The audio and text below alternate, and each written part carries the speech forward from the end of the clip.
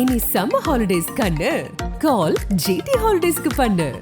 GT holidays, south India's #1 travel brand. தொடர்ச்சி அதிமுக குறித்து பேசிக்கிட்டு தான் இருக்காரு. ஜூன் 4க்கு அப்புறம் என்ன ஆகும் நினைக்கிறீங்க அதிமுக? அண்ணாமலை வெற்றி பெறுவாரா இதெல்லாம் பற்றி கவலைப்பட வேண்டிய அண்ணாமலை அதை விட்டுட்டு பிஜேபி அதிமுக பற்றி பேசுறது விந்தையாகவும் வியப்பாகவும் தான் இருக்கிறது. இப்போ இன்றைக்கி எழுதி வச்சுக்கோங்க, 4ஆம் தேதி திமுக கூட்டணி இந்தியா பிளாக் 40 சீட்டும் ஜெயிக்கும். It's going to be DMK sweep. இந்த நிலைமைக்கு யார் காரணம்? அமித்ஷாவுக்கு தெரியுங்க, மோடிக்கும் அமித்ஷாவுக்கும் தெரியும் இந்த நிலைமைக்கு யார் காரணம். தமிழ்நாட்டில் அலையன்ஸ் செட் ஆகாமல் போனதுக்கு யார் காரணம்னு தெரியும் உங்களுக்கு. திமுக ஸ்வீப் பண்ணாலுமே இப்போ 2வது இடம் அதிமுக பாஜக. ஒருவேளை அதிமுக மீறி ஒரு 5-6 தொகுதிகளில் பாஜக 2வது இடம் வந்தாலும் அது அண்ணாமலைக்கு வெற்றி தானே, ஈவெண்ட் அச்சீவ்மெண்ட் தான் அது. அப்போ அண்ணாமலைக்கு பெரிய முக்கியத்துவத்தெல்லாம் ஒன்றும் மோடியோ பிஜேபியோ கொடுக்காது. ஆரம்பிச்சு 5ஆவது நாளே எடப்பாடி ஓபிஎஸ் பிரச்சனை இல்லை மூக்கன் வச்சு பேசினார். பாத யாத்திரை போயிட்டே இருக்கும்போது மறைந்த முதலமைச்சர் அண்ணா அவர்களை பற்றி பேசினார். ஜெயலலிதா ஊழல்வாதி, தண்டிக்கப்பட்ட குற்றவாளினர். அதுக்கு பிறகு தானே ஒரு அலையன்ஸை உடைச்சிட்டு வெளியில் போகிறாரு. யார்? எடப்பாடி. பிரதமர் மோடி அவர்கள் தமிழ்நாடு வரும்போது பக்கத்தில் அண்ணாமலை தான் இருக்காரு. நேற்று அமித்ஷா வரும்போதும் கூட தான் அண்ணாமலை இருக்காரு. ஸோ அவங்களுக்கு அண்ணாமலைக்கு தானே முக்கியத்துவம் கொடுக்குறாங்க. எலெக்ஷன் பிறகு கொடுக்க மாட்டாங்க. நான் சொல்கிறேன், எல்லா ஸ்டேட்லையும் கரெக்டாக கால்குலேட் பண்ணி காய் நகர்த்துற மோடியும் அமித்ஷாவும் தமிழ்நாட்டில் எப்படி கோட்டை விட்டாங்க. அதிமுக கூட்டணி இல்லைன்னா நம்மளால் எங்கள் தேர்தலை கண்ணியமாக ஃபைட் பண்ண முடியாதுன்றதை அண்ணாமலை ஏர்லி ஸ்டேஜ்லேயே புரிஞ்சுக்கிட்டார். பட் மோடி அதை புரிந்து கொள்ள மறுத்தார். பார்லிமெண்ட்டில் எந்த கொம்பனாலையும் ஜெயிக்க முடியாது. ஜாதி, மதம், உள்ளூர் செல்வாக்கு, பணம் இதெல்லாம் எதுவுமே வெற்றியை கொடுக்காது. ஞாபகம் வச்சுக்கோங்க. மார்ஜினை வேணால் டிசைட் பண்ணலாம். திமுக அண்ணா திமுக இந்த 2 பேரோட நீ நிற்கலைன்னா நீ 0. ஒரு வலுவான எதிர்கட்சி வேணும். ஏன்னா அதிமுக பலவீனம் அடைவது ஆபத்து தமிழ்நாட்டுக்கு. ஏன்னா அந்த இடத்த கண்டிப்பாக அந்த வெற்றிடத்தை மதவாத சக்திகள் தான் எட்டு நிரப்பும். ஸோ ஓபிஎஸ் இபிஎஸ் எல்லாம் ஒன்று சேர்ந்து இவர்கள் ஒரு அணியாக திரளுவதுன்றது ஒன்றுபட்ட அதிமுக தமிழ்நாட்டுக்கு ரொம்பவே அவசியம். தேர்தலுக்கு பிறகு there will be some developments. நிச்சயமாக எடப்பாடியோட தலைமைக்கு எதிராக முடிவுகள், தேர்தல் முடிவுகளுக்கு பிறகு கலக குரல்கள் வெடிக்கும் தான் தகவல்கள் வருகின்றன.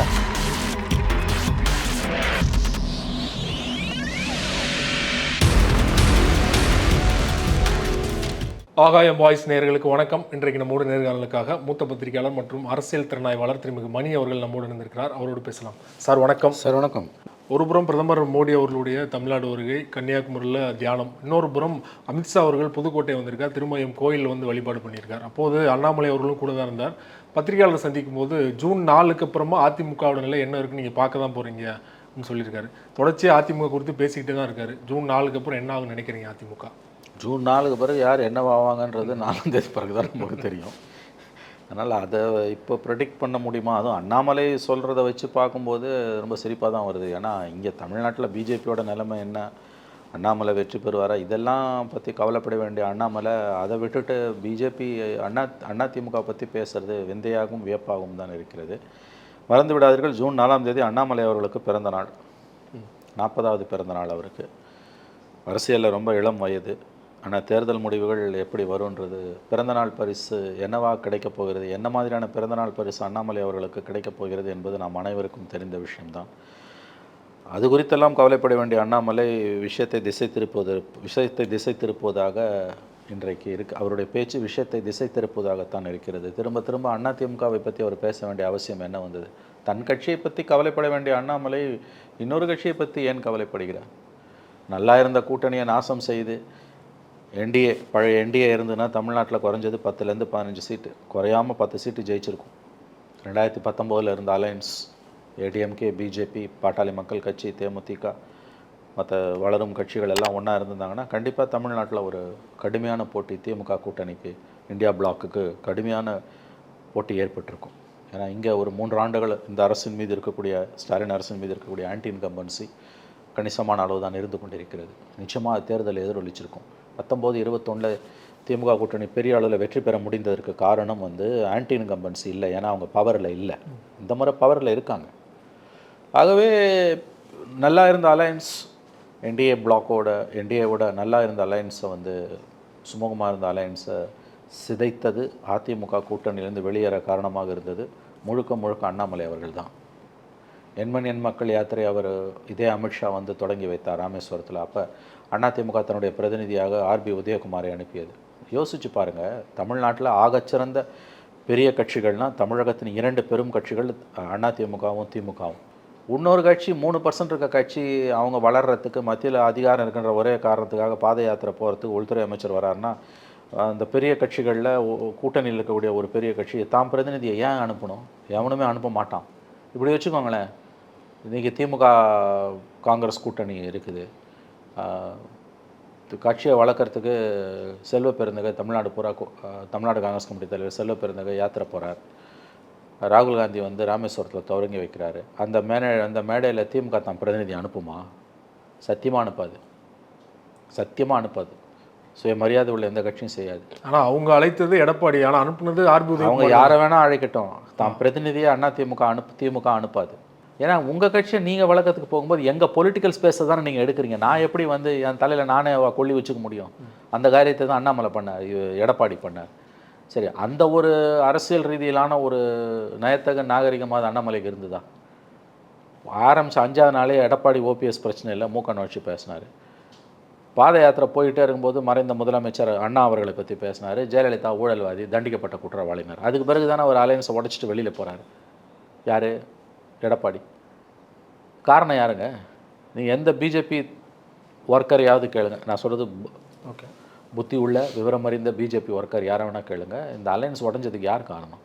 இது பிற்காலத்தில் அவங்களுக்கு தெரியுது. செப்டம்பரில் நடக்குது. உங்களுக்கு ஞாபகம் இருக்கும், என்டிஏ கூட்டம் நடக்கும்போது மோடி பக்கத்தில் ரைட் ஹேண்டில் உட்காந்தது யார்? எடப்பாடி தான். நிதிஷ்குமார் அப்போ இல்லை, கூட எடப்பாடி இருந்தார். ஆனால் அது நடந்த 20ஆம் நாள் அவர் வெளியில் வந்தார். அதுக்கு பிறகு அவங்களுக்கு 4-5 மாதம் பொறுத்து பை டிசம்பரில் 5 மாநில தேர்தல் முடிவு வந்தோன்னா கொஞ்சம் இன்னும் தெம்பு வருது, ஆணவம் கூடுது.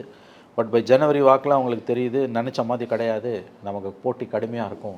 கடந்த முறை வாங்கின 300, 14 வாங்கின 282 சத்தியமாக கிடைக்காது. 272 சிம்பிள் மெஜாரிட்டி, அதுவும் கிடைக்காது. நமக்கு 40-50 சீட்டு துண்டு விழப்போகுதுன்னு தெரிஞ்சு தான் தேடி பழைய என்டிஏ பார்ட்னர்ஸ் கிட்ட போகிறாங்க. அப்படி தான் சந்திரபாபு நாயுடு கிட்ட போகிறாங்க, ராஷ்ட்ரிய லோக்தள் கிட்ட போகிறாங்க, எடப்பாடியையும் அணுகுனாங்க. அதுக்குள்ளே காலம் கடந்து போயிருந்தது. இப்போ இன்றைக்கி வந்து எழுதி வச்சுக்கோங்க, 4ஆம் தேதி திமுக கூட்டணி இந்தியா பிளாக் 40 சீட்டும் ஜெயிக்கும். It's going to be DMK sweep. இந்த நிலைமைக்கு யார் காரணம்? இவர்கள் உண்மையிலேயே திமுக காங்கிரஸ் இந்தியா பிளாக் யாராவது ஒருத்தர் நன்றி சொல்லணும்னா அது அண்ணாமலைக்கு தான். ஏன்னா அந்த மாதிரி வந்து இங்கே இருந்த சுச்சுவேஷனை, கண்டியூஸாக இருந்த அட்மாஸ்ஃபியரை கெடுத்தது அவர் தான். அதெல்லாம் விட்டுட்டு பழைய தம்பாக்கம் வச்சுக்கிட்டு அவர் ஏடிஎம்கே பற்றி பேசுகிறதுன்றது வந்து அமித்ஷாவுக்கு தெரியுங்க, மோடிக்கும் அமித்ஷாவுக்கும் தெரியும் இந்த நிலைமைக்கு யார் காரணம்னு. இங்கே தமிழ்நாட்டில் அலையன்ஸ் செட் ஆகாமல் போனதுக்கு யார் காரணம்னு தெரியும் அவங்களுக்கு. இப்போ அதிகாரம் டெல்லியில் இருக்குது, அதனால் அவங்க வந்து அமைதியாக இருக்காங்க. கண்டிப்பாக டெல்லியில் தேர்தல் முடிவுகளுக்கு பிறகு நிச்சயம் தமிழக பாஜகவில் மாற்றங்கள் வரும். ஏன்னா நீங்கள் எப்பயுமே ஒரு ஒரு ஒரு பலவீனமான நிலைமையில், தனிப்பட்ட முறையில் எப்பயும் பலவீனமாக தான் இருக்காங்க, 3% ஓட்ஸ். நான் சொல்கிறது கூட்டணின்ற முறையில் உங்களுக்கு வலுவான கூட்டணி இல்லாமல் எப்பயுமே நீங்கள் தனிமைப்பட்டிருந்து இந்த தேர்தலையும் தனிமைப்பட்டு தோல்வி அடைஞ்சிருந்தால் அது வேறு. இது இருந்ததை கெடுத்திருக்காரு அவர். 2019-21 இருந்த அலையன்ஸை நாசம் பண்ணது யார்? அண்ணாமலை தான். இருந்த ஒன்றை கெடுத்துட்டு புதுசாகவும் உங்களால் ஒன்றும் கொண்டு வர முடியாமல் இன்றைக்கி இந்த நிலைமைக்கு யார் காரணம்? சார் குழந்தை கூட தெரியும் சார், கிட்டத்தட்ட 68,000 தேர்தல் பூத்து இருக்குது, எலெக்ஷன் பூத்து இருக்குது, போலிங் பூத் இருக்குது. நீங்கள் குழந்தை கூட தெரியும்னு சொன்னீங்க, ஆனால் அமித்ஷா மோடி அவர்களுக்கு தெரியலையா? இல்லை, அவங்க எல்லாவட்டும் பிரதமர் மோடி அவர்கள் தமிழ்நாடு வரும்போது பக்கத்தில் அண்ணாமலை தான் இருக்காரு. நேற்று அமித்ஷா வரும்போதும் கூட தான் அண்ணாமலை இருக்காரு. ஸோ அவங்களுக்கு அண்ணாமலைக்கு தானே முக்கியத்துவம் கொடுக்குறாங்க. எலெக்ஷன் பிறகு கொடுக்க மாட்டாங்க. நான் சொல்கிறேன், எல்லா ஸ்டேட்லேயும் கரெக்டாக கால்குலேட் பண்ணி காய் நகர்த்துற மோடியும் அமித்ஷாவும் தமிழ்நாட்டில் எப்படி கோட்டை விட்டாங்க? அவங்களுக்கு விஷயம் தெரியாதா? ஒரு குழந்தை கூட தெரியுன்றீங்க, அவங்களுக்கு தெரியாதான்றதான் உங்கள் கேள்வி. நான் சொல்கிறது கரெக்டாக? கரெக்ட். வல்லவனுக்கும் வழுக்கு பாறை உண்டு, யானைக்கும் அடி சறுக்கும். எல்லா மாநிலத்திலையும் சரியாக காய் நகர்த்துகிற அமித்ஷாவும் மோடியும் தமிழ்நாட்டில் கோட்டை விட்டுட்டாங்க. அதில் அமித்ஷா கூட விஷயம் தெரியும், மோடி ரொம்ப நம்புறாருன்றாங்க. அவங்களுடைய உள் விவகாரங்களை அறிந்தவர்கள் சொல்வது அண்ணாமலையோட போக்கு சரியில்லை, நாம் தவறான பாதையில் போகிறோம், அதிமுக கூட்டணி இல்லைன்னா நம்மளால் எங்கள் தேர்தலை வந்து கண்ணியமாக ஃபைட் பண்ண முடியாதுன்றதை அண்ணாமலை ஏர்லி ஸ்டேஜ்லேயே புரிஞ்சுக்கிட்டார். பட் மோடி அதை புரிந்து கொள்ள மறுத்தார். அதனால தான் வந்து அண்ணாமலைக்கு வந்து மோடிக்கிட்ட இருக்க செல்வாக்கின் காரணமாக தான் அமித்ஷாவால் எதுவும் பண்ண முடியல. என்ன சொல்ல போனால் என்கிட்ட நான் ஓப்பனாக சொல்கிறேனே, பிஜேபியில் இருக்கக்கூடிய ஒரு முக்கியஸ்தர் ஒருவர், என்னுடைய நண்பர், அவர் சொன்னார் கடந்த வாரம் நான் அவர் சந்தித்த பொழுது, சார் அமித்ஷா வந்து தெளிவாகவே வந்து அண்ணாமலை கிட்ட இந்த மாதிரி தனியாக நம்ம போட்டி போடணும்னு முடிவான பிறகு சொன்னது, மோடி அவர்கள் ஒரு கூட்டத்தில் தேர்தல் கூட்டத்தில் பேசினாலே 2% தான் ஓட் ஸ்விங் இருக்கும். இப்போ மோடி ஒரு பிரச்சாரத்துக்கு போகிறார், ஒரு தொகுதிக்கு மோடி பிரச்சாரத்துக்கு போகிறார், ஒரு 4 கூட்டம் பேசுகிறாருன்னு வச்சுக்கோங்க, ஒரு ரேலி, ஒரு 4 ரேலி பேரணி, 2% தான் ஓட் ஸ்விங் ஆகும் நமக்கு மோடிக்கே. ஓகே. இப்போ நீங்கன்னா உங்களுக்கு வந்து 0.1% தான் இருக்கும். நீங்கள் பேசுகிற பிரச்சாரத்தால் பிஜேபிக்கு வாக்கு வங்கி வரும்னா அது 0.1% தானே. இது அமித்ஷாவே சொன்னார். யாருக்கு? அண்ணாமலைக்குன்னு பிஜேபியில் ஒரு நண்பர் எனக்கு சொன்னார். Which looks logically correct. Okay. ஏன்னா ஒன்று தெரிஞ்சுக்கோங்க, இந்தியா பூரா கடந்த 10 வருஷமாக நாசம் பண்ணிகிட்டு இருக்கக்கூடியவர்கள் யாருன்னு நமக்கு தெரியும். அவங்க பல்ஸ் எந்த அளவுக்கு மக்கள் மத்தியில் இருக்குன்றதும் தெரியும். திரும்ப திரும்ப அவங்க வின்னிங் மிஷினை எப்படி இருக்காங்கன்னு தெரியும். 2 பார்லிமெண்ட் எலெக்ஷனை ஜெயிச்சிருக்காங்க. 3ஆவது ஜெயிக்கிறதுக்கான எல்லா வாய்ப்புகளும் அவங்களுக்கு இருக்குது. முடிவு தெரியாது நமக்கு. Don't under estimate. அப்படிப்பட்டவங்க தமிழ்நாட்டில் ஏன் அவ்வளோ தெளிவானவங்க தமிழ்நாட்டில் ஒரு குழந்தைய கூட தெரியுன்றீங்களே, எப்படி கோட்டை விட்டாங்கன்றீங்க? கோட்டை விடுவாங்க. வல்லவனுக்கும் வழுக்கு பாறை உண்டு. தமிழ்நாடை பொறுத்த வரைக்கும் உங்கள் கால்குலேஷன் கம்ப்ளீட்லி கொலாப்ஸ். எப்படி சார் நீங்கள் வந்து ஏடிஎம்கே ஆர் டிஎம்கே இல்லாமல் ஒரு எலெக்ஷனை உங்களால் ஃபேஸ் பண்ண முடியுன்ற துணிச்சல் யோசனை உங்களுக்கு எப்படி சார் வரும்? எலக்ட்ரல் பாலிடிக்ஸில் இருக்க ஒரு கட்சிக்கு அது வரவே வராது. 2014 காங்கிரஸ் திமுக கூட்டணி உடஞ்சோன்னே 10 வருஷம் மந்திரியாக இருந்த ப. சிதம்பரம், ஜி.கே. வாசன் யாருமே தேர்தலில் போட்டி போடல. ஓடி போயிட்டாங்க வர்ச்சுவலி. தெரியும்ல அவங்களுக்கு. ஏன்னா இவங்களுக்கு 3% ஓட்டு, அவங்களுக்கு 4% ஓட்டு, அவ்வளோதான். 4.5% ஓட்டு, அவ்வளோதான் வித்தியாசம். வேறு என்ன இருக்குது? அப்போ உங்களால் பூத் கமிட்டி மேனேஜ்மெண்ட் கூட சார் நடக்கிறது பார்லிமெண்ட் எலெக்ஷன் சார். அசம்பிளியாக இருந்தனா கூட வந்து பை டிஃபால்ட்டாக 1-2 தொகுதியில் ஜெயிக்கலாம். பார்லிமெண்ட்டில் எந்த கொம்பனாலையும் ஜெயிக்க முடியாது. ஜாதி, மதம், உள்ளூர் செல்வாக்கு, பணம் இதெல்லாம் எதுவுமே வெற்றியை கொடுக்காது. ஞாபகம் வச்சுக்கோங்க. மார்ஜினை வேணால் டிசைட் பண்ணலாம். திமுக, அண்ணா திமுக இந்த 2 பேரோட நீ நிற்கலைன்னா நீ 0. அப்போ இந்த புரிதல் ஏன் வந்து தலைமைக்கு இல்லாமல் போச்சு, அண்ணாமலைக்கு இல்லாமல் போச்சு? அண்ணாமலைக்கு தான் இல்லை. அவர் புதுசாக வந்த ஒரு ஐபிஎஸ் ஆஃபீஸரு, இளைஞர், ஆர்வ கோளாறில் பண்ணுறாரு. தலைமை எப்படி அலோவ் பண்ணுச்சு? அதுதான் வல்லவனுக்கும் வழுக்கு பாறை உண்டுன்றது. நீங்கள் முன்ன மறந்துடாதீங்க. தமிழ்நாட்டை குறைச்சி மதிப்பிடாதீங்க. நான் உங்களுக்கு ஏற்கனவே சொல்லியிருக்கேன். 2004 தமிழ்நாடு தோத்து 40 சீட் சைபர் ஆட்சி மாற்றம் டெல்லியில். வாஜ்பாய் தோத்து மன்மோகன் சிங் வராது. எவ்வளோ டிஃப்ரென்ஸ் தெரியுமா? 7 சீட்டு. காங்கிரஸ் 145, பிஜேபி 138. இங்கே 40 அடித்தாங்க. அப்போ அட்வானி அன்றைக்கி சாயங்காலம் ரிசல்ட் வந்து அன்றைக்கி சொன்னது தமிழ்நாடு லெட் டவுனர்ஸ்னாரு. தமிழ்நாடு தான் டிசைட் ஆச்சு. அமித்ஷா மோடி பண்ண பெரிய தப்பு பை ஆகஸ்ட் செப்டம்பரில் இந்த எண்மண் மக்கள் யாத்திரை இதெல்லாம் தூக்கி போட்டுட்டு அண்ணாமலையை தேசிய அரசியலுக்கு இழுத்துட்டு தமிழ்நாட்டில் தமிழிசை சவுந்தரராஜன் அந்த லெவலில் அல்லது அந்த அம்மா அவங்களையே தலைவராக போட்டிருந்தா இன்றைக்கி நிலைமை வேறு. அவங்களுக்கு இந்த அலைன்ஸ் கண்டினியூ ஆகிருக்கும். அப்போ அவங்க என்ன ஆணவத்தில் இருந்தாங்க, இருமாப்பில் இருந்தாங்கன்னா, நம்ம 3ஆவது தடவை ஜெயிக்கிறது உறுதி, 400 சீட்டு ஜெயிப்போம், வட இந்தியா பூரா நம்ம கண்ட்ரோலில் இருக்குது, ஹிந்தி ஹார்ட்கோர் ஹிந்தி பெல்ட் நம்ம கண்ட்ரோலு, காங்கிரஸ் காலி, எதிர்கட்சிங்கெல்லாம் காலி, ஒன்று சேர மாட்டாங்க, இப்படிலாம் ஆணவத்தில் இருந்தாங்க. ஆனால் போக போக தான் தெரிஞ்சது இது இல்லை, இது வேலைக்கு ஆகாதுன்னு. பைபிளில் ஒரு வாசகம் வரும், வேலைக்கு ஆகாது என்று மூலையில் ஒதுக்கப்பட்ட கல்லே முதல் கல்லாயிற்றுன்னு. இந்த மாதிரி நீங்கள் வந்து சிறு திரும்பும் பல்லு குத்த உதவும், சிறு திரும்பும் பல்லு குத்த உதவும். நீங்கள் அந்த சமகால வரலாறுலேருந்தே பாடம் கற்றுக்கலாங்க. ரொம்பலாம் ஒன்றும் பின்னால் வரலாறில் போகணுன்னு அவசியம் இல்லை. 20 வருஷம் தான் நடந்தது. 2004 தமிழ்நாட்டால் தான் ஆட்சி மாற்றமே சாத்தியப்பட்டது. தமிழ்நாடு அண்ட் ஆந்திரா 32, தமிழ்நாடு 40. அதில் ஆந்திராவை விட தமிழ்நாட்டோட பங்கு பெரிய பங்கு. ஏன்னா ஜெயலலிதா 2001-4 பண்ண அட்டூழியம் அப்படியே திரும்பிச்சு. மத மாற்ற தடை சட்டம், ஆடு மாடு வெட்டுறது தடை, 1.5 லட்சம் அரசு ஊழியர்கள் வேலையை விட்டு நீக்கினது, பஞ்சமாக பாதகத்தை பணத்தோட விளைவு 40 சைபர் ஆச்சு. திமுக கரெக்டாக 2003 டிசம்பர் வரைக்கும் வாஜ்பாய் கவர்மெண்ட்டில் இருந்துட்டு முரசொலி மாறன் செத்த உடனே வெளியில் வந்தாங்க. வந்து இந்த பக்கம் சேர்ந்தீங்கன்னு எப்பயுமே ஜெயிக்கிற கூட்டணியில் திமுக இருக்கும், தோகிற கூட்டணியில் அதிமுக இருக்கும். ஸோ அப்போ தமிழ்நாடு தான் டிசைட் பண்ணுச்சு. யாருக்கு தெரியும், இந்த எலெக்ஷனில் கூட தமிழ்நாடு டிசைடிங் ஃபேக்டராக இருக்கலாம். இங்கேருந்து போகிற 40 டிசைட் பண்ணலாம். அதனால் நான் ஏன் திமுக ஸ்வீப் பண்ணாலுமே இப்போ 2வது இடம் அதிமுக பாஜக அப்படிங்கிற ஒரு இது அதுதான் அடுத்த எலெக்ஷனில் அது வந்து உங்களுக்கு வந்து நம்பர் 2. ஒருவேளை அதிமுக மீறி ஒரு 5-6 தொகுதிகளில் பாஜக 2வது இடம் வந்தாலும் அது அண்ணாமலைக்கு வெற்றி தானே?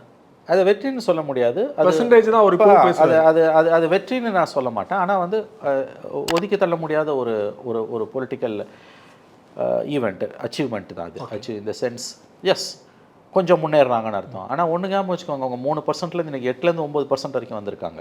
அவங்க 15% கிராஸ் பண்ணுறதுலாம் அவ்வளோ ஈஸி கிடையாது. இல்லை இது வந்து அடுத்து டெல்லியில் எப்படிப்பட்ட ஒரு கவர்மெண்ட் ஃபார்ம் ஆக போகுதுன்றதை பொறுத்து தான் இங்கே அண்ணாமலையோட தலையெழுத்து, பிஜேபியோட எஸ்பெஷலி அண்ணாமலையோட தலையெழுத்து இருக்க போகுது. நான் ஒத்துக்கிறேன். அங்கே மோடி கம்ஃபர்டபுளாக உட்காந்துட்டாருன்னா மேபி அண்ணாமலைக்கு இன்னொரு சான்ஸ் கூட கொடுக்கலாம். ஒருவேளை மோடி அங்கே கம்ஃபர்டபுளாக இல்லாமல் 30-40 சீட்டு துண்டு விழுது, 40-50 சீட்டு துண்டு விழுது, இழுபறியில் வருது அவங்களுக்கு அப்படின்னும் பொழுது அவங்க கவனம் இங்கே இருக்காது, அவங்க கவனம் பூரா அங்கே இருக்கும். தமிழ்நாட்டை பற்றி அவங்க கவலைப்பட மாட்டாங்க, பலவீனமாக இருக்க மாநிலங்களை பற்றி. ஆட்சியை எப்படி தக்க வச்சுக்கணும் அடுத்த 5 வருஷத்துக்கு தான் போவாங்களே வழி இங்கே மூக்க விட்டு பெருசாக. அப்போ ஏடிஎம்கே டிஎம்கே 2 பேருமே கூட ஈக்குவலாக கூட பார்ப்பாங்க. யாரை வந்து நம்ம வந்து யாரையும் பகச்சிக்காமல் அங்கே கவர்மெண்ட்டை எடுத்துகிட்டு போகிறது தான் பார்ப்பாங்க. இப்போ டிஎம்கே கிட்ட ஒரு 20 எம்பி இருக்குன்னா அவங்க டிஎம்கே பகச்சிக்கும் விரும்ப மாட்டாங்க. ஏன்னா டிஎம்கே நேரடியாக அவங்கள எந்த காலத்துலையும் சப்போர்ட் பண்ண மாட்டாங்க. இப்போ இருக்க சூழ்நிலையில் அசம்பிளி எலெக்ஷன் வரைக்கும் சப்போர்ட் பண்ண மாட்டாங்க. பட் முக்கியமான பில்ஸ் எல்லாம் பாஸ் பண்ணுறதுக்கு திமுகவோட ஆதரவு தேவைன்னு பிஜேபி நினச்சதுன்னா அந்த இடத்துல இருக்கக்கூடிய மீட்டிங் பாயிண்ட் பிஜேபிக்கும் டிஎம்கேக்கும் கண்டிப்பாக இருக்கும். மறைமுகமாக வந்து பிஜேபி அரசை வந்து உங்களுக்கு வந்து மசோதாக்கள் நிறைவேற்றும் போன்ற விஷயங்களில் திமுக ஆதரிப்பதற்கான எல்லா சாத்தியக்கூறுகளும் உண்டு. ஏன்னா நம்பர்ஸ் உங்கள் கையில் இருந்துன்னா you will call the shots. அப்போ அண்ணாமலைக்கு வந்து பெரிய முக்கியத்துவத்தெல்லாம் ஒன்றும் மோடியோ பிஜேபியோ கொடுக்காது. ரெஜிம் சேஞ்ச் வந்தது அப்படின்னா கண்டிப்பாக வந்து தமிழ்நாட்டில் மாற்றங்கள் இருந்தே தான் தீரும். அதனால் இப்போதைக்கு இவர் வந்து அண்ணாமலை அவர்கள் அதிமுகவை பற்றி பேசுவது என்பது அவர் கொட்டையை குழப்புறாரு, கவனத்தை திசை திருப்புறாரு. தன்னுடைய பலவீனத்தை தன்னுடைய பலவீனத்தை மறைத்து கொள்வதற்காக மக்கள் கவனத்தை திசை திருப்பது தான் ஜெயலலிதா வந்து இந்துத்துவ தலைவர்னு சொல்கிறது. 4ஆம் தேதி பிறகு அதிமுக காணாமல் போய்டுன்றதெல்லாம் வந்து தான் அடைய போகிற தோல்வியிலிருந்தும் பாஜக அடைய போகிற பெருந்தோல்வியிலிருந்தும் தமிழகத்தில் மக்கள் கவனத்தை திசை திருப்புவதற்காக இப்பொழுதே அரசியல் செய்கிறார் அண்ணாமலை. அப்படி தான் நான் பார்க்குறேன். இது அண்ணாமலை இப்போ பிஜேபி ஏடிஎம்கே பற்றி அண்ணாமலை பேச வேண்டிய அவசியம் என்ன வந்தது? இப்போ ஏடிஎம்கே உங்களுக்கு பிரச்சனை, நீங்கள் எவ்வளோ சீட்டு சார் ஜெயிக்க போகிறீங்க அதை சொல்லுங்கள் சார். ஜெயக்குமாரே கேட்குறாரு, ஏன் அத்வானி பற்றி பேசுங்க, ஏன் ஜெயலலிதா பற்றி பேசுங்க. ஆமாம், உங்கள் இதில் தலைவரே இல்லையா? நீங்கள் எதுக்கு ஜெயலலிதா எடுக்கிற? இல்லை, இது ஒட்டு மொத்தமாகவே கவனத்தை திசை திருப்புறதுக்கான வேலை. இவர்களுடைய வேலை என்பது இந்த ஒட்டுமொத்த வேலையுமே வந்து அண்ணாமலை வந்து திரும்ப திரும்ப ஜெயலலிதாவை பற்றியும் நேற்றைக்கு அமித்ஷா வந்து அந்த கோயிலில், என்ன கோயில் அது, புது திருமயம் கோயிலில் அமித்ஷாவோட வந்த அண்ணாமலை ஏடிஎம்கே பற்றி பேசுகிறது ஒரு டைவர்ஷனரி பாலிடிக்ஸ். தெரிஞ்சிட போகுது, 4 நாளில் தெரிஞ்சிட போகுது. பட் தமிழ்நாடு பிஜேபி லூஸ் பண்ணதுக்கு முழுக்க காரணம் அண்ணாமலை தான். இப்போது ஒருவேளை ரிசல்ட் வந்து பிஜேபி நெகட்டிவாக போனால் அண்ணாமலைக்கு பதவி கூட ஆபத்து வரலாம் அப்படிங்கிறது அது டெல்லியில் என்ன நடக்கிறது சொன்னீங்க இல்லையா? ஒருவேளை வந்து அதிமுகலே ஒரு குழப்பம் போயிட்டு இருக்குது, எடப்பாடி தலைமையிலே மாற்றம் ஏற்படலாம். ஏன்னா அதிமுகவில் ஒரு செக்டாரில் வந்து பிஜேபி கூட்டணிலேருந்து ஏன் வெளில வந்தீங்க, அதுக்கு வந்து எடப்பாடி அந்த முடிவு எடுத்துக்கூடாது அப்படிங்கிற ஒரு விமர்சனம் வைக்கப்படுது இல்லையா? அது எந்த அளவுக்கு உண்மை? இல்லை, அது உண்மை தான். நான் கேள்விப்படுறேன். அதாவது ஏடிஎம்கேக்குள்ளே ஒரு சன்னிங், ஒரு ஒரு ஒரு ஒரு அன்ரெஸ்ட், ஒரு நிச்சயமற்ற தன்மை, ஒரு அதிருப்தி, ஒரு கோபம் இருக்குன்னு தான் சொல்கிறாங்க. ஏன்னா அண்ணாமலை எவ்வளோ பேசியிருந்தாலும் நம்ம பிஜேபி அலையன்ஸை உதறி இருக்கக்கூடாது. பிஜேபி பாமக தேமுதிகவும் வந்திருக்கோம். அந்த பழைய அலையன்ஸ் 19 அலையன்ஸை நம்ம தக்க வச்சுருந்தோம்னா வந்து இன்றைக்கி டஃப் ஃபைட்டு கொடுத்துருக்கலாம். ஒரு 10 சீட் வரைக்கும் கூட நம்ம ஜெயிச்சிருக்கலாம். ஒரு 4-5 எம்பிஸ் கூட நமக்கு வந்திருப்பாங்கன்ற ஒரு புரிதல், ஒரு ஒரு ஒரு கருத்து வந்து அதிமுகக்குள்ளே மேலெழும்பி வருது. ரெண்டாவது, இந்த தேர்தல் முடிவுகளை கண்டிப்பாக திமுக அணி தான் பெரிய அளவில் வெற்றி பெறப்போகுது. ஸோ அது அதிமுக சந்திக்கக்கூடிய 3வது பெரிய தோல்வியாக அமையும். எடப்பாடி தலைமையில் பெரிய வெற்றி பெறலை. இப்போ நீங்கள் ஜெயலலிதா மரணத்துக்கு பிறகு அதிமுக சந்திக்கக்கூடிய 3வது பெரிய தோல்வியாக அது அமையும். 19 வாஷ் அவுட்டு, 21 அவங்க 66 சீட்டு ஜெயித்தாலும் பட் யூ லாஸ்ட் பவர், நீங்கள் அதிகாரத்தை இழந்தீங்க.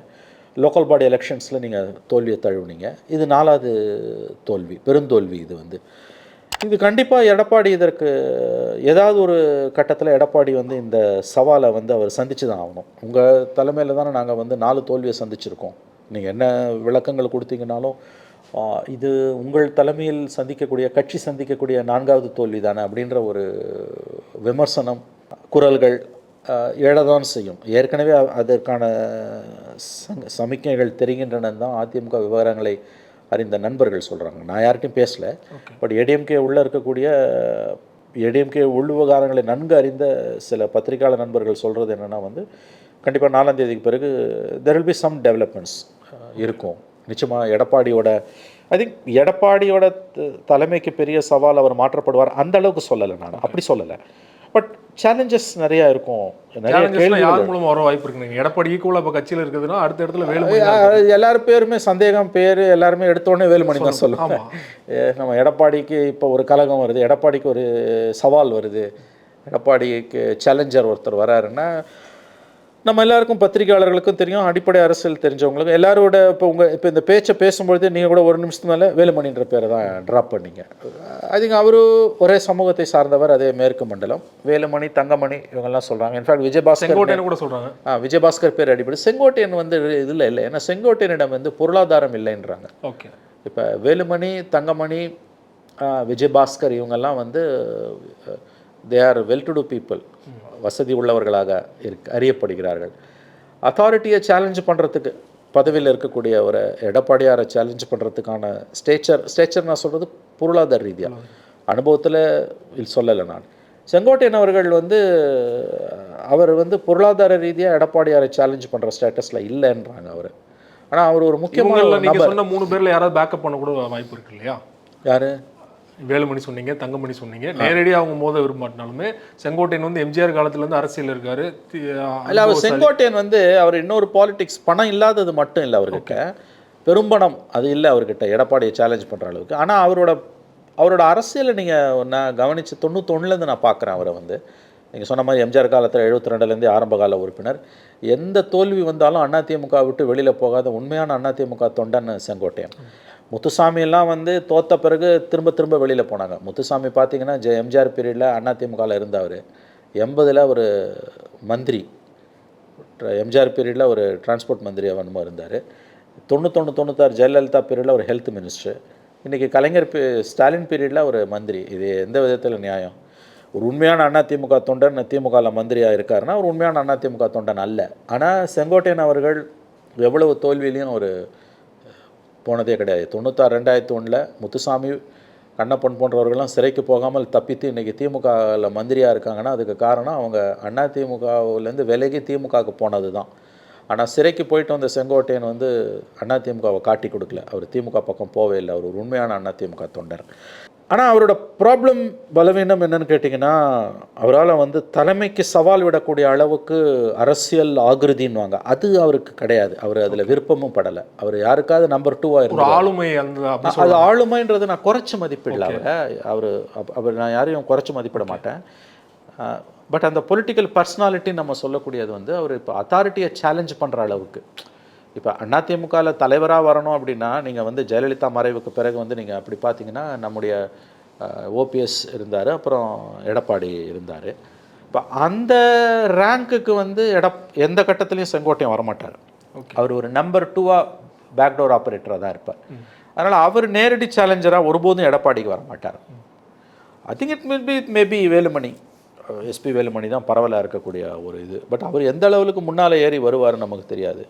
ஐ மீன் இதை நீங்கள் எப்படி பார்க்கணுன்னா, இப்போ சமீபத்தில் கூட ஒரு 10 நாள் முன்னால் ஒரு சம்பவம் நடந்தது. ஈரோட்டில் எங்கேயோ வந்து செங்கோட்டையன் கலந்துக்கிட்ட ஒரு கட்சி கூட்டத்தில் நிறைய தொண்டர்கள் அவர்கிட்ட போய் அவரை சூழ்ந்துக்கிட்டு நம்மலாம் ஒன்றாக சேரணும், ஒன்றுபட்ட அதிமுக வந்தால் தான் இனிமேல் சமாளிக்க முடியும்னா ரொம்ப வலியுறுத்தியதாகவும் அவர் பார்க்கலாம்னு சொன்னார் அப்படின்னு சொல்கிறாங்க.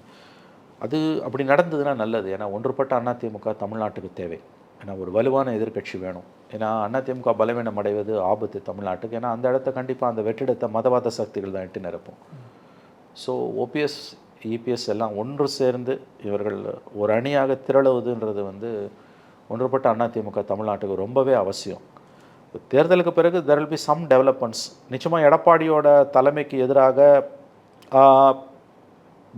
தேர்தல் முடிவுகளுக்கு பிறகு கலக குரல்கள் வெடிக்கும்னு தான் தகவல்கள் வருகின்றன. பட் அது எந்த அளவுக்கு போகும், எடப்பாடியை மாற்றுற அளவுக்கு போகுமா, அல்லது சில காம்ப்ரமைஸ் எடப்பாடி பண்ணிக்கிட்டாருன்னா அது வந்து ஸ்டேட்டஸ்கோ கண்டினியூ ஆகிறதுல போய் முடியுமான்றது நமக்கு தெரியல. ஐ திங்க் 4ஆம் தேதி பிறகு தான் நம்ம இதுவும் இன்னொன்று விஷயம் என்னென்னா, இது டெல்லியில் என்ன முடிவு வரப்போகுதுன்றது. ஏன்னா டெல்லியில் பிஜேபி மறுபடியும் சிம்பிள் மெஜாரிட்டியில் உட்காந்துட்டாங்கன்னா கண்டிப்பாக அதிமுகவை இன்ஃப்ளூயன்ஸ் பண்ண பார்ப்பாங்க. எப்படி ஒவ்வொரு பிராந்திய கட்சியும் நாசம் பண்ணிகிட்டு இருக்காங்களோ அந்த மாதிரி அதிமுகவையும் கபலீகரம் பண்ண பார்ப்பாங்க. ஏன்னா அவங்களுக்கு ஈஸி ப்ரை வந்து அதிமுக தான், திமுகவை தொட முடியாது அவங்களால. அங்கே இது வந்து மெஜாரிட்டி வந்ததுன்னா ஏடிஎம்கே விஷயத்தில் மூக்க நோய்ச்சி விளையாடுவாங்க. ஒருவேளை நம்ம இப்படி புரிஞ்சுக்கலாம், ஒருவேளை வந்து இந்தியா அலையன்ஸ் ஃபார்ம் பண்ணாங்கன்னா அதிமுக காலியாகலாம், எடப்பாடி தலைமைக்கு வந்து ஒரு சிக்கல் இல்லை சிக்கல் வராது. இந்தியா பிளாக் வந்ததுன்னா என்டிஏ வந்து எப்படி ஃபார்ம் ஆகுதுன்றது பொறுத்து. என்டிஏ மெஜாரிட்டியோட ஃபார்ம் ஆச்சுன்னா ஏடிஎம்கேவை டிஸ்டர்ப் பண்ணுவாங்க. அப்போ கூட வந்து உடனே அழிச்சிடுவாங்க, அப்படிலாம் பண்ண முடியாது. என்டிஏ ஃபார்ம் ஆகலைன்னா அண்ணாமலை தலைமைக்கு ஒரு ஆபத்து, அப்படி புரிஞ்சுக்கலாம். ஆமாம், என்டிஏ ஃபார்ம் ஆகலான்னு அண்ணாமலை ஃபேட்டை பற்றி என்னால் உறுதியாக சொல்ல முடியல. இது வந்து சிவா நல்லா புரிஞ்சுக்கோங்க, டெல்லியில் 3-4 பாசிபிலிட்டிஸ் தான். ஒன்று வந்து சிம்பிள் மெஜாரிட்டியில் 272 ப்ளஸில் மோடி வந்து உட்காந்துடுறது. அப்படி உட்காந்துட்டாருன்னா கண்டிப்பாக ஏடிஎம்கே விஷயத்தில் அவங்க விளையாடுவாங்க. 26க்குள்ளே ஏடிஎம்கே ஆயிடுச்சு எப்படியாவது அல்லது வீக்கெண்ட் பண்ணி நம்ம இங்கே திமுகவுக்கு பிரதான போட்டியாளராக வரணும்னு விரும்புவாங்க அவங்க. மறந்துடாதீங்க, அண்ணாமலை தலைவராக பொறுப்பேற்றவுடன் 2021 ஆகஸ்ட்டில் சொன்ன முதல் ப்ரெஸ் மீட்டில் சொன்ன வார்த்தை, இனிமேல் தமிழக அரசியல் களம் ஏடிஎம்கே வர்சஸ் டிஎம்கேன்னு இருக்காது, பிஜேபி வர்சஸ் டிஎம்கே தான் இருக்குன்னாரு. ஸோ இது வந்து மோடி சிம்பிள் மெஜாரிட்டியில் வந்தான். இன்கேஸ் சிம்பிள் மெஜாரிட்டி இல்லை, பட் 30-40-50 சீட்டு குறையுது, உண்மையான என்டிஏ கவர்மெண்ட்னா அப்போ ஏடிஎம்கே விஷயத்தில் அவங்க தலையிட மாட்டாங்க. ஏன்னா அவங்க கவனம் பூரா அங்கே இருக்கும். இட்ஸ் லைக் ஏ கேன்சர் பேஷண்ட்டுங்க. இந்த மாதிரி வந்து மெஜாரிட்டி இல்லாமல் ஒரு கவர்மெண்ட் ஃபார்ம் ஆகுதுன்னா, ஒரு கேன்சர் பேஷண்ட் அவன் 24 மணி நேரம் அவன் கவனம் பூரா அவன் வியாதியில் தான் இருக்கும், எப்போ செத்துருவோன்றதுல தான் இருப்பான் அவன். வேறு எதை பற்றியும் அவங்க யோசிக்க முடியாது. தட்ஸ் லைக் ஒரு பொலிட்டிக்கல் இன்ஸ்டபிலிட்டி இருக்கக்கூடிய கவர்மெண்ட்டோட ஃபுல் கவனமும் அதில் தான் இருக்கும். தேர்ட் பாசிபிலிட்டி ஆட்சி மாற்றம். ஆட்சி மாற்றம் வந்ததுன்னா ஏடிஎம்கே பக்கம் யாரும் திரும்பவே போகிறது கிடையாது. அவங்களுக்கு தேவையில்லை கேக் வாக். இந்த 3 பாசிபிலிட்டி தான். அது 4ஆம் தேதி ரிசல்ட்டுக்கு பிறகு தான் ஏடிஎம்கேயோட ஃபேட் என்னன்றதை பற்றி நம்மளால் உறுதியாக சொல்ல முடியும். பொறுத்திருந்து பார்க்கலாம் சார். உங்கள் நேரத்தை ஒதுக்கி பல்வேறு தகவல் எங்களோட பகிர்ந்து கொண்டீங்க. மிக்க நன்றி. நன்றி சிவா, நன்றி. இனி சம்மர் ஹாலிடேஸ் கண்ணு கால் ஜிடி ஹாலிடேஸ்க்கு பண்ணு. GT holidays, south India's number 1 travel brand.